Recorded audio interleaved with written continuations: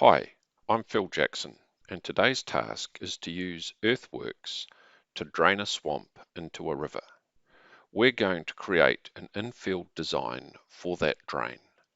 We're going to start by touching the job setup tile and then change the mode to Infield for infield design. We'll select the design button and then we'll touch the create button. We're going to create this alignment by walking the excavator along the path the drain is to take and positioning each change in alignment with the focus point on the bucket. We'll select focus to allow that to happen. Our bucket is sitting at the start point of the drain and the focus point is exactly where we need to be to start the alignment, so we'll add a point.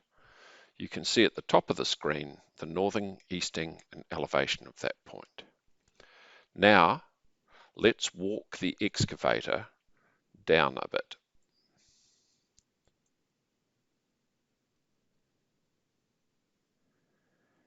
And we're walking the excavator. You can see the dotted lines gone off the screen.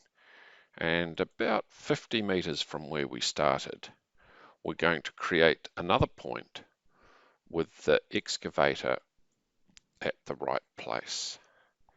And there's the second point. As soon as you push create point, it jumps onto screen. You can see the distance we've traveled and you can see the height, which is very important.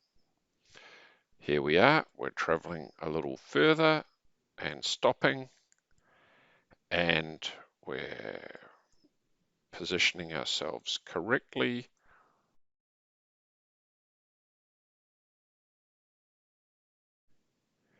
We're going to create another point there. Right, let's drive the excavator to the next point that we want.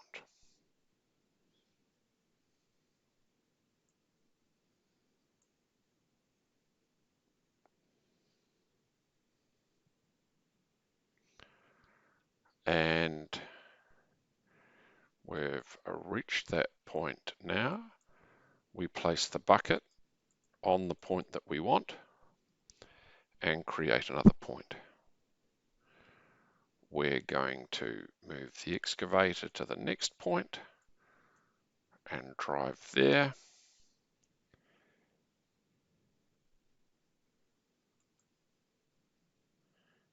And when we get there, we'll stop and we'll create another point.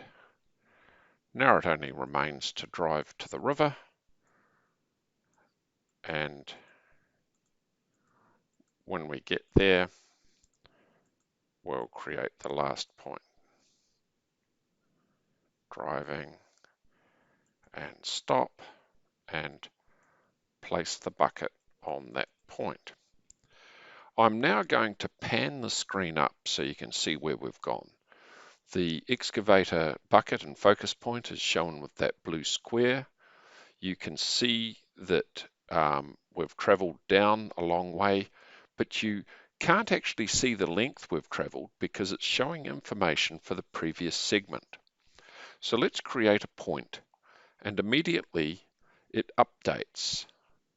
I'm now going to zoom in and you can see the information for that last segment. What we're going to do now before we move on is check the alignment of this ditch. Let's look at that second corner. We want this corner to be approximately equal angles so that the water doesn't flow round a sharp bend. That looks pretty good to me. But let's look at this one. Oh dear, we've not been nearly so careful in creating this corner. What I'll do now is I'm going to touch and hold one of those points and drag it to a better position. But first, I'm going to release the grid lock. Now I don't have to lock my point to a grid position. Touch and hold changes yellow, and I can drag this around because I know the ground is relatively flat there. That looks like a much better curve for my alignment. I will now zoom and pan so that the whole alignment appears on screen, and I'm pretty happy with that. So now I'm going to look at the elevation. Looking at the elevation, I can see two blue dots, and it's very hard to see the vertical change because the scale is so small. What I want to do is have two constant slopes from the first point to the third point. So I touched that and I touched that, and now I know that I can have a constant slope between them. If I zoom in, let's have a look and see where that green dot is. It's pretty much on line, but I think it's just below. I'm going to touch this icon at the bottom, and when I do, that green dot will snap to design.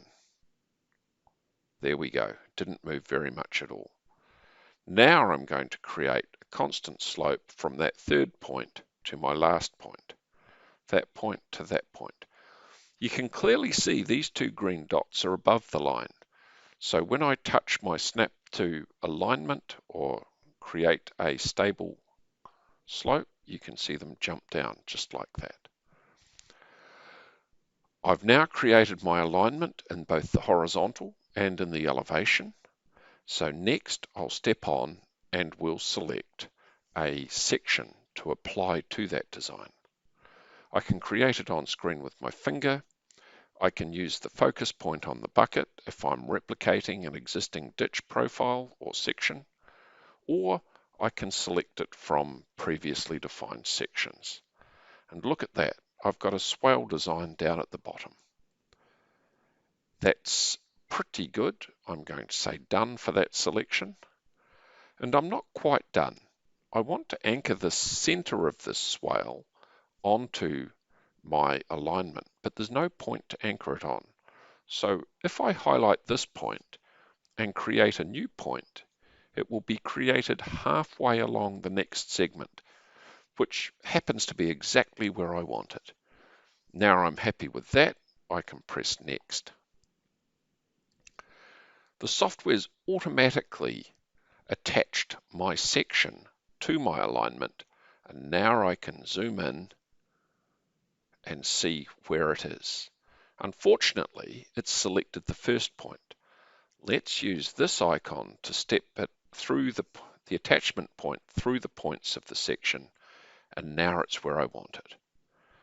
Next, I'm going to 3D view, and I'm going to zoom in on my design, and I'm going to move it around and have a look at it to make sure that it looks like what I think I've created.